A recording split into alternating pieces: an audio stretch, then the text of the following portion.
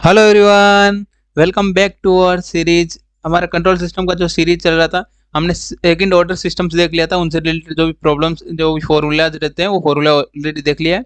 जब time response के लिए जो time damping factor, damping frequency, natural frequency, उन सभी के अपने फॉर्मूले देख लिए थे। ठीक है, आज हम उससे रिलेटेड एक प्रॉब्लम सॉल्व करके देखते हैं। क्या है क्वेश्चन गिवन है, स्टार्ट करते हैं। क्वेश्चन क्या गिवन है?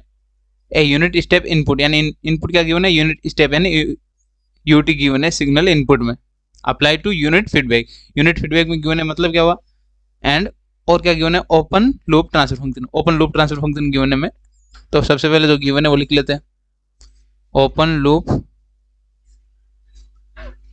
OLTC, open loop transfer function TF।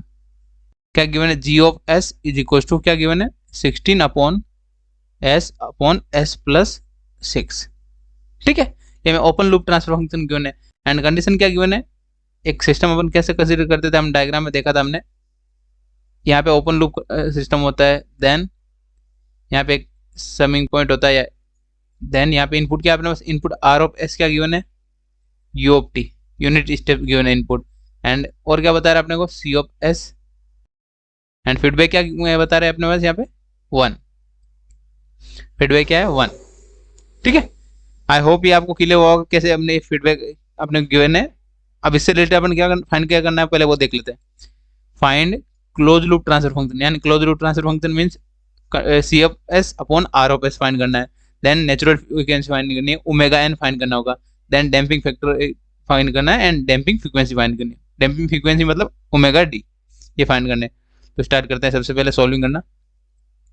अपन ने फॉर्मूला देखा था close loop control, close loop के लिए क्या?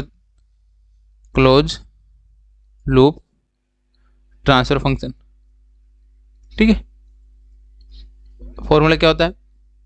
C ऑफ S यानी आउटपुट अपॉन इनपुट क्या है? R of S is equal to क्या फॉर्मूला था? G of S divide by 1 plus H of S। H of S मतलब feedback into G of S।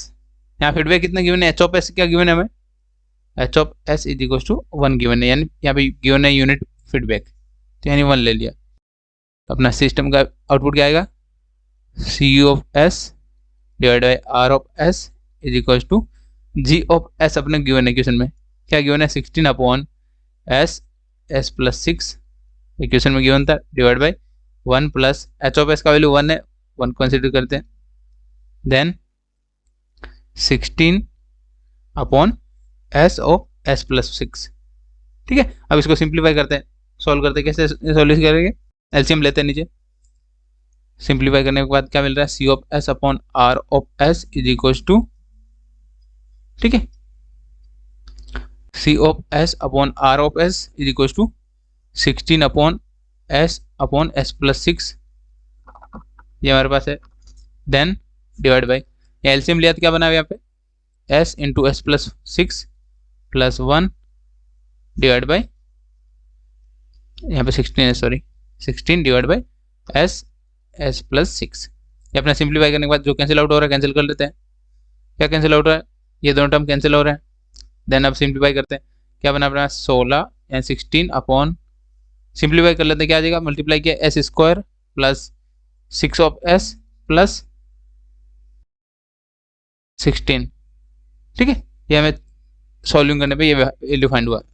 ठीक है, अब अपन कंपेयर करते हैं। कंपेयर क्या है? किससे कंपेयर करना है? अपने फॉर्मूला देखा था, क्या होता है? By comparing with equation of close loop transfer function. क्या होता है equation? C of S upon R of S is equal to क्या था अपने पास equation? Omega n square divide by, n square नहीं है, ओमेगा स्क्वायर है, natural frequency, divide by S square plus 2 zeta omega n S plus omega n का whole square. ठीक है, ये कंपेयर करने पे ये वैल्यू फाइंड होनी चाहिए। अब कंपेयर करते हैं, इक्वेशन नंबर 1 कंसीडर कर लेते हैं इसको, equation number 1। Equation number 2 compare किया तो क्या बनेगा? ओमेगा n स्क्वायर किसके इक्वल है? Omega n square is equal to 16। तो यहाँ से ओमेगा n का वैल्यू क्या मिल रहा है? Omega n is equal to √16 मतलब 4।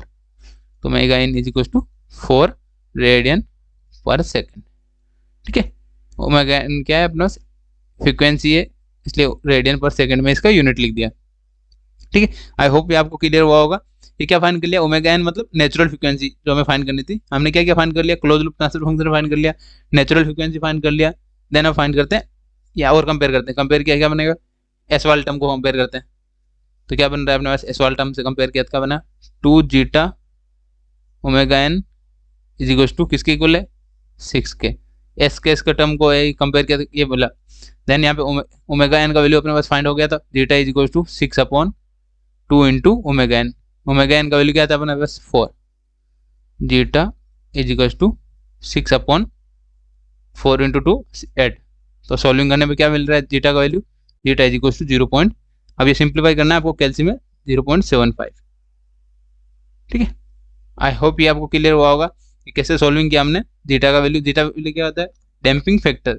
हमने एंगुलर डैम्पिंग फैक्टर फाइंड कर लिया, close loop transfer function find कर लिया, देन नेचुरल फ्रीक्वेंसी फाइंड कर ली। अब हमें क्या फाइंड करना है, डैम्पिंग फ्रीक्वेंसी।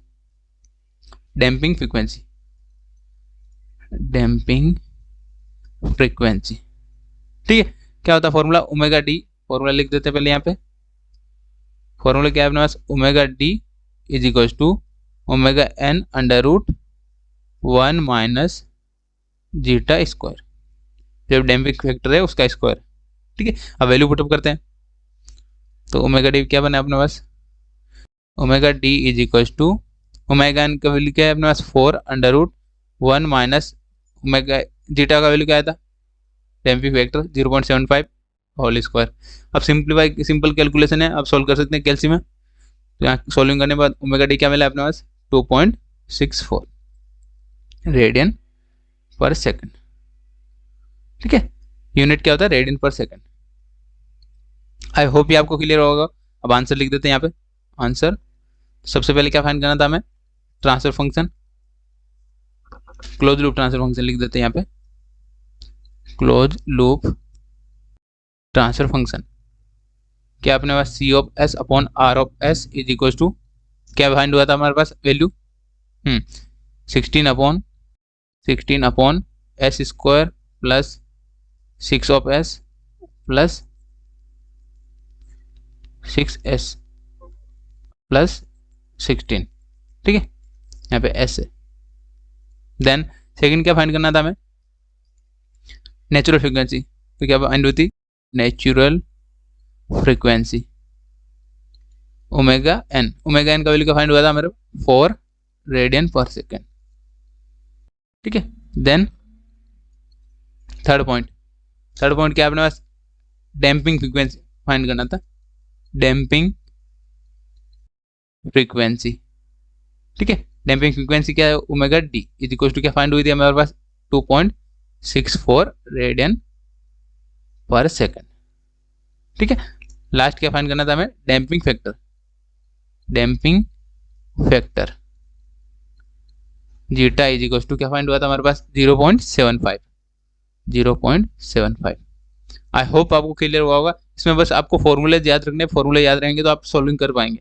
ठीक है, और भी आपको कोई डाउट्स है आप कमेंट में पूछ सकते हैं एंड व्हाट्सएप ग्रुप में भी पूछ सकते हैं। और व्हाट्सएप ग्रुप ज्वाइन करने के लिए डिस्क्रिप्शन में लिंक दे रखा है, वहाँ से आप ज्वाइन कर सकते हैं। ठीक है, जिन्होंने अभी तक चैनल सब्सक्राइब नहीं किया, चैनल को सब्सक्राइब करके रख लेना। And control system and signal system का दोनों सीरीज का प्लेलिस्ट चैनल पे मिल जाएगा, वहाँ से आप विजिट कर सकते हैं दोनों सीरीज को। मिलते हैं नेक्स्ट वीडियो में। Thank you for watching.